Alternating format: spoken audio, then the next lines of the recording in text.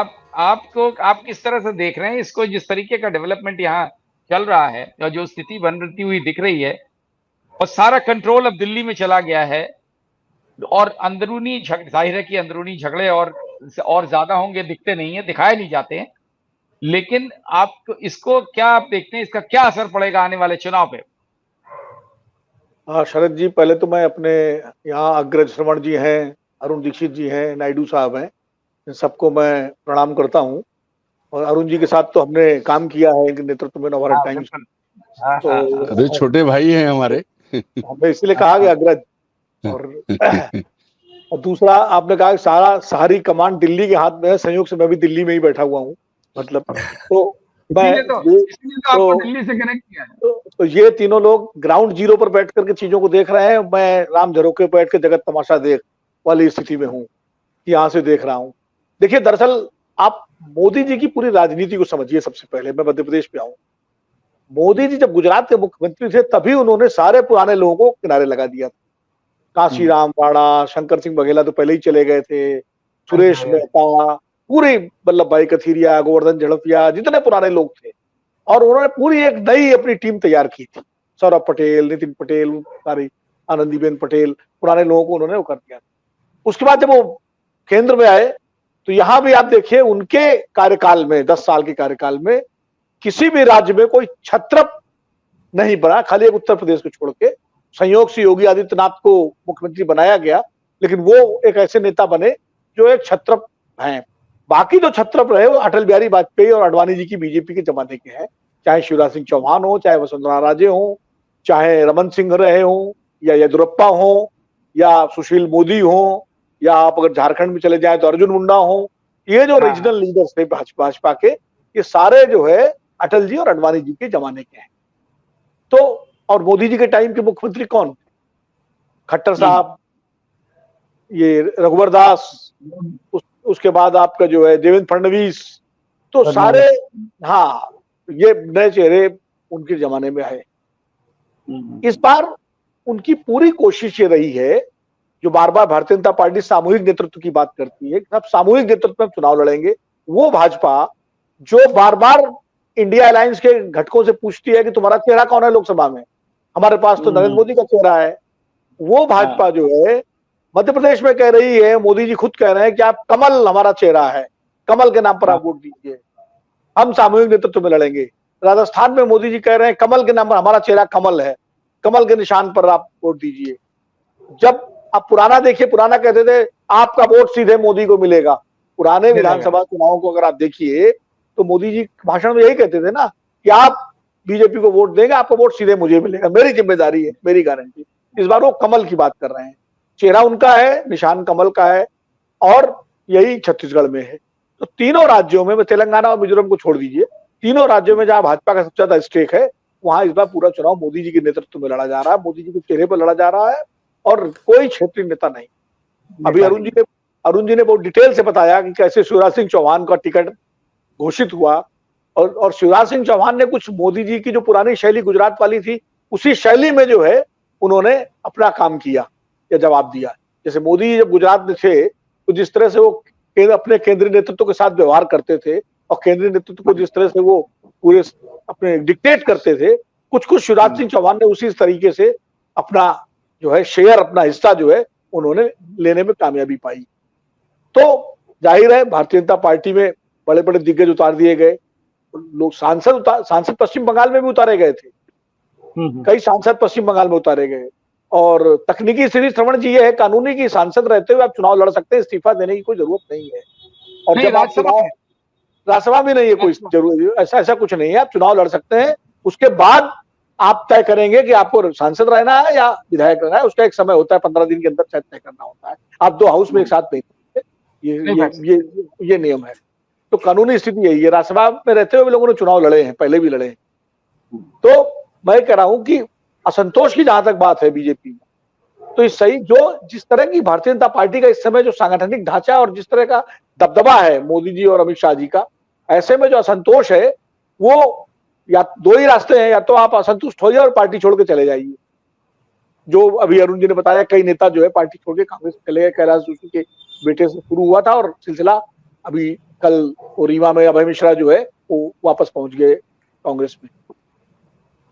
कांग्रेस में स्थिति ये है, असंतोष की अगर आप बात करें तो वहां गुट है नेताओं के, एक दिग्विजय सिंह का गुट है, एक कमलनाथ का गुट है, कुछ सुरेश पचौरी के वफादार लोग हैं, सिंधिया का गुट तो चला गया पूरा कुछ स्थानीय स्तर पर। तो अब जैसे दिग्विजय सिंह ने कहा कि कमलनाथ ने कहा कि कपड़े आप दिग्विजय सिंह और जयवर्धन सिंह के फाड़िए जाकर के है उनके, तो इसका मतलब ये है कि भाई आपका टिकट इसलिए नहीं हुआ कि दिग्विजय सिंह ने नहीं होने दिया, या दिग्विजय सिंह कुछ कहेंगे मतलब कमलनाथ ने नहीं होने दिया, जबकि सच्चाई ये है, ये हमारे तीनों वरिष्ठ इस बात को शायद तस्दीक करेंगे कि कमलनाथ और दिग्विजय सिंह के संबंध जो है वो ऐसे हैं कि मिल बांट करके टिकटों का बंटवारा कर लो और उसके बाद जब लोग आवे तो कह दो कमलनाथ जी जाने, कमलनाथ जी के पास जाए, दिग्विजय सिंह जाने, उनकी वजह से नहीं हुआ। ये एक जो है, जैसे अरुण जी जब थे नवभारत टाइम्स से हम प्रभारी थे उत्तर प्रदेश संस्करण के, मैं भी इनके साथ था, तो अपने संवाददाताओं से हम लोग स्टोरी कराते थे और जब उस स्टोरी के बाद वो दूसरा पक्ष आके कहता था ये क्या हुआ, तो ये कहते अरे उसने गड़बड़ कर दिया, मैं देखता हूँ बात करता हूँ कैसे हो गया, और कराते हम लोग कराते अरुण जी थे स्टोरी। तो यही खेल दिग्विजय सिंह कमलनाथ जी खेल रहे हैं यहाँ पर इस समय, और इसलिए वो पूरा नूरा कुश्ती का मामला है वहां। जिनका जो असंतुष्ट है, जो कांग्रेस में असंतुष्ट है, वो स्थानीय स्तर पर कई लोगों ने अपने इस्तीफे दिए हैं और वो बीएसपी और समाजवादी पार्टी का रास्ता देख रहे हैं, क्योंकि भारतीय जनता पार्टी में तो लगभग काफी हद तक टिकट हो चुके हैं और जो हो चुके हैं उनको उम्मीद भी नहीं तो जल्दी को टिकट मिलेगा, तो वो बीएसपी समाजवादी पार्टी या गोंडवाना पार्टी और बीएसपी का जो गठबंधन है उसकी तरफ उम्मीद लगाए हुए हैं, इसीलिए वो बीजेपी में नहीं जा रहे हैं। बीजेपी में सबसे बड़ी समस्या ये है इस समय मध्य प्रदेश में कि कंट्रोल पूरा दिल्ली के हाथ में है, भूपेंद्र यादव और अश्विनी वैष्णव और उनके जरिए अमित शाह जी, स्थानीय नेता जो है। अब जो नेता 5-5, 8-8, कैलाश विजयवर्गीय ने गलत नहीं कहा, उन्होंने सही कहा, भाई 8-10 सीटों में जाते प्रचार करते, कुछ उसका असर पड़ता, कुछ लोगों को तोड़ते, कुछ लोगों को जोड़ते। अब उनकी मजबूरी है कि अपनी सीट बचाएं। नरेंद्र सिंह तोमर की मजबूरी है कि दिमनी बचा लें, कैलाश विजयवर्गीय अपनी इंदौर की सीट बचा लें, प्रहलाद पटेल अपनी बचा लें, सबकी अपनी भी सीट बचाने की जिम्मेदारी है। वो उसका कारण उसका ये है कि अगर ये सीट हार जाते हैं तो राजनीति से गए। यहां तो ये तय कर दिया गया है, आप विधायक अगर जीत जाते हैं तो आप विधायक रहेंगे, फिर आप लोकसभा भूल जाइए, सरकार बने या ना बने, और अगर आप हार गए तो विधानसभा से भी गए, लोकसभा से भी गए। मतलब अगर मान लीजिए कोई सांसद अपनी लोकसभा क्षेत्र की एक सीट नहीं जीत सकता तो लोकसभा में कैसे दावा होगा उसका टिकट। तो कुल मिला के चाहे राजस्थान के सांसद हो, चाहे छत्तीसगढ़ के हो, चाहे मध्य प्रदेश के हो, उनको एक तरह से ये फंसा दिया गया कि भाई लड़ो, जीत सकते हो जीतो, जीतो तो विधायक बने रहो।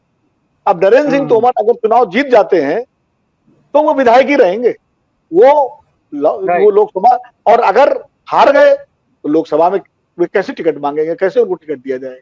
बड़ी विचित्र स्थिति में सारे लोग फंसा दिए गए हैं। तो इसलिए कि जूझो और अपना भविष्य तय करो। तो ये राजपूताना वाली लड़ाई है कि या तो शहीद हो जाओ, वीरगति को प्राप्त हो, और नहीं तो युद्ध में जीत जाओ तो जीत जाओ, देखा जाएगा। तो कुल मिला के ये जो है बड़े सलीके से भारतीय जनता पार्टी के मौजूदा केंद्रीय नेतृत्व ने उन नेताओं को उलझा दिया है। और वो सही कह रहे हैं अरुण जी कि प्रहलाद पटेल एक कंफर्टेबल पोजीशन में है, और प्रहलाद पटेल, मैं फिर कह रहा हूं आपको, अगर कोई सूरत अगर बनी तो सबसे ज्यादा अगर कोई डार्क हॉर्स हो सकता है भारतीय जनता पार्टी का मध्य प्रदेश में तो प्रहलाद पटेल ही हो सकते हैं। प्रहलाद पटेल ही हो सकते हैं, हाँ, क्योंकि वो ओबीसी चेहरा भी है, हम्बल भी है, और इस समय उनका भरोसा भी उनको प्राप्त है बड़े नेताओं का। ये हाँ, और उमा भारती के साथ रहे तो उनका काउंटर भी है वो एक तरह से ओबीसी वोट बैंक में। बहुत सारे ये लोग तीनों लोग ज्यादा बेहतर मुझसे बता पाएंगे क्योंकि ज्यादा नहीं आप सही कह रहे हैं।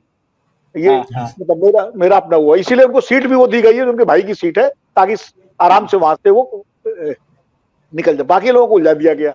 अब डिमनी जो है सबसे टफ सीट है नरेंद्र सिंह तोमर के लिए। अब पता नहीं अभी तक गए कि नहीं गए। वहां वो जो एक गंगोतिया है जो बीएसपी के उम्मीदवार हैं, और उनकी लड़ाई नरेंद्र सिंह तोमर की बीएसपी से ही होगी वहां पर, क्योंकि कांग्रेस के जो उम्मीदवार है विधायक है वो तोमर है। वो इधर का इलाका है जहाँ पे बीएसपी का कुछ होल्ड है। मुरैना का है वो, मुरैना के हैं वो, लेकिन वो होल्ड वाली जगह है। और वो वहां पर का जो समीकरण है, जो सामाजिक और जाति समीकरण है, वो दो ठाकुरों के बीच में अकेले ब्राह्मण और बीएसपी का कैंडिडेट है।